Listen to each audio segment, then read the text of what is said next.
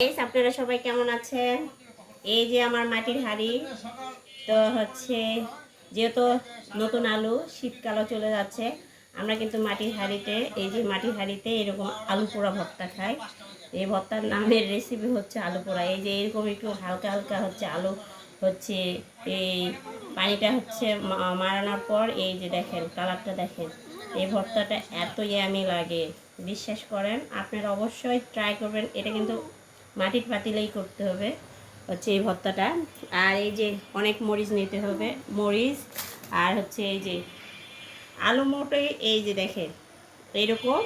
আর আমি এই যে পেঁয়াজ নিচ্ছি কতগুলো।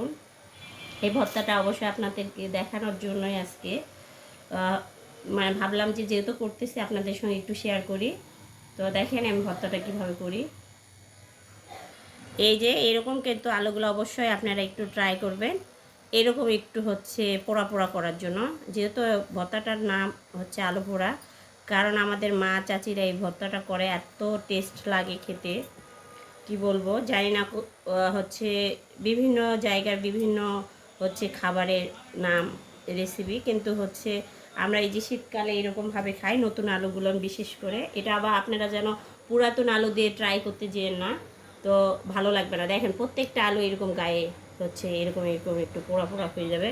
এই যে আপনাদেরকে দেখাচ্ছি, এই যে প্রত্যেকটা আলু আমার গায়ে পোড়া পোড়া। এই যে দেখেন, এই যে প্রত্যেকটা আলু এরকম পোড়া পোড়া করতে হবে। যেহেতু মাটির পাতিলে আলু পোড়া ভর্তা, তো অনেক মজা লাগে। আমরা প্রায় এই আলু পোড়া ভর্তা খাই, এই নতুন আলু আর শীতকালে। তো অবশ্যই ট্রাই করেন, আমি করি, আপনারা দেখেন।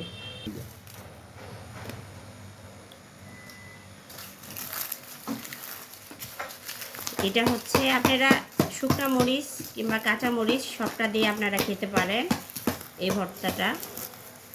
আর অবশ্যই আলু পোড়া ভর্তা খেতে হলে মাটির পাতিলেই খেতে হবে বন্ধুরা। মাটির পাতিলে অবশ্যই আলুটা একটু গায়ে গায়ে লাগানো, মানে একটু পোড়া পোড়া হতে হবে। আর একটু পেঁয়াজের পরিমাণটা আপনারা অবশ্যই বেশি দেওয়ার ট্রাই করবেন। যেহেতু দেখেন এতটুকু আলুর মধ্যে আমি কিন্তু অনেক পেঁয়াজ নিছি। আর মরিচটা আমরা কয়েকদিন ধরে কাঁচা মরিচ খাচ্ছে, এই জন্য আজকে একটু শুকনো মরিচ দিয়ে করতেছি। আর সরিষার তেল দিয়ে খাবেন।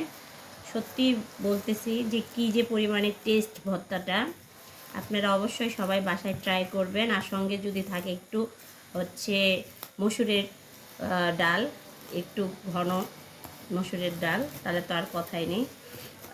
বিশ্বাস করেন মনে হয় মাংস লাগবে না। অবশ্যই আমার এই রেসিপিটা আলু পোড়া ভর্তার রেসিপিটা অবশ্যই ট্রাই করবেন। তো সবাই আপনারা ভালো থাকেন, সুস্থ থাকেন। আর আমাকে একটু সাবস্ক্রাইব করবেন বন্ধুরা, ভুলে যায় না, আমাকে একটু সাবস্ক্রাইব করেন। আর আমার রান্নার রেসিপি কেমন লাগে অবশ্যই একটু কমেন্টে আপনারা জানাবেন।